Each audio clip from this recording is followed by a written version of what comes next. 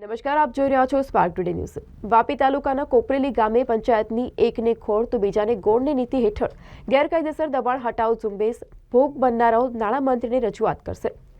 તાલુકાના કોપરેલી ગામ પંચાયત દ્વારા પોલીસ કાફલાની હાજરીમાં ગામ તળની જમીન પર વર્ષોથી રહેતા 150 જેટલા રહેવાસીઓ પૈકી માત્ર 3 જ લોકોના ઘર પર બુલડોઝર ચલાવી લાખોનું નુકસાન કર્યું હોવાનું અને આ કામગીરી માત્ર ને માત્ર પોતાની અંગત અદાવત કરી હોવાના આક્ષેપો કર્યા છે। ગામમાં મહિલા સરપંચ હોવા છતાં તેમના પતિદેવ સમગ્ર પંચાયત ચલાવી આપખુદશાહી કરાવતા હોવાનું પણ આક્ષેપો ભોગ બનનાર પરિવારોએ કર્યા છે।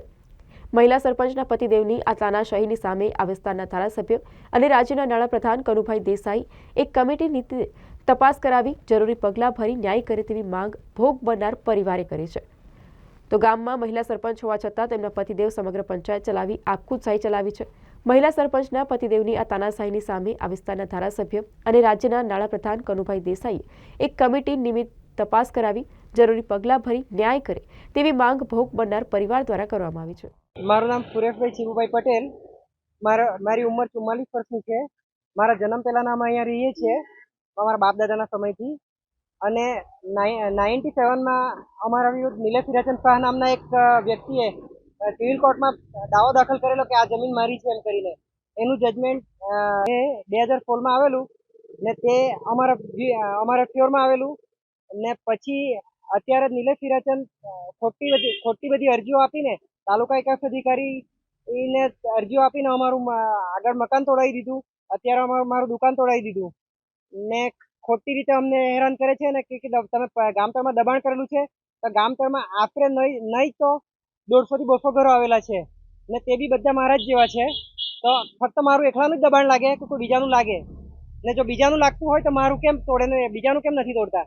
જો મારી સાથે આવો અન્યાય કરે અન્યાય ના કરો ને જો તમારે બધાને સરખો ન્યાય કરો, બધાનું તોડો ને બધા પાસેથી ખાલી કરાવો। હું પણ મારું ખાલી કરવા તૈયાર છું।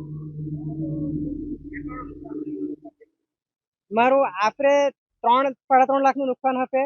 મારું 30,000નું ફ્રીજ હતું, મારું દુકાનનું ફર્નિચર હતું, મારી 2 શટર હતી, અંદર સામાન હતો, મારી દીકરીઓની સાયકલ ને એ બધું હતું। બધું તૂટીને તોડ્યું પછી એ લોકોએ પાછું જેસીબી મારીને ભૂક્કો કરી નાખ્યું। એ મારા સાથે કંઈક જાણે આગલા જન્મનો કોઈ વેર હોય ને એવું સરપંચ શ્રીના હસબન્ડ કરે છે બધું। જે અત્યારે અમારા ગામ પંચાયતમાં સભ્યની પોસ્ટિંગ પર છે પણ ટોટલ ડિસિઝન એ જ લે છે ને સરપંચશ્રી મને રૂબરૂમાં એમ બી કીધું કે મારા હસબન્ડને ટોટલ ઓથોરિટી છે કે ગામ પંચાયતની ટોટલ જિમ્મેદારી એ ડિસિઝન લઈ શકે છે એવું। હું કોપરલી ગામથી જીગર બોલું છું, જીગર પ્રજાપતિ। આ કોપરલી ગામમાં 150 થી 200 ઘર ગામતળમાં છે। તો પર્સનલી અમને ટાર્ગેટ કરીને આમાં ડિમોલેશન આવ્યું છે। ડિમોલેશન આવ્યું એનાથી અમને કોઈ અફસોસ નથી, એ સારું છે વિકાસ માટે। પણ પર્સનલી અમને ટાર્ગેટ કરીને આમાં અડચણરૂપ કરી રહ્યા છે આ લોકો જે પંચાયતના સભ્યો છે, સરપંચ છે, એ લોકો પર્સનલી અમને ટાર્ગેટ કરી રહ્યા છે। તો અમારું એવું જ કેવું કનુભાઈ શ્રીને તેમજ માનનીય મોદી સાહેબ કે આમાં અમને ન્યાય મળવો જોઈએ કે આ ખોટું થઈ રહ્યું છે। પર્સનલી અમે છે, પછી એક સુરેશભાઈનું ઘર છે, એ બેને ટાર્ગેટ કરીને આ લોકો જે કામ કરી રહ્યા છે એ ખોટું છે।